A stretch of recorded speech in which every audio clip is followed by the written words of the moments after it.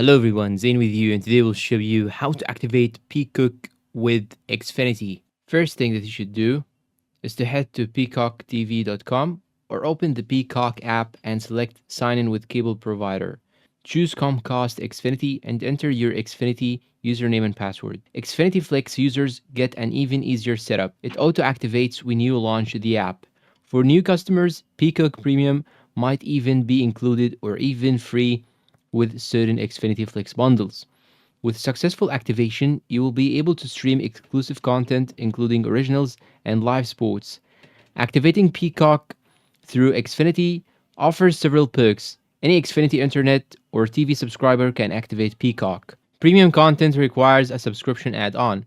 A recent update added QR code scanning in the Xfinity app for faster linking, but you will need a valid Xfinity ID and billing ZIP code. You can stream on multiple devices with up to 3 simultaneous streams on Premium and even download for offline viewing. Bundling offers convenience with no separate payments, data cap sharing, and integrated parental controls within the Xfinity ecosystem. And that's all for today's video. If you find it helpful, please support us with like, subscribe, comment, share. Thank you for watching and goodbye.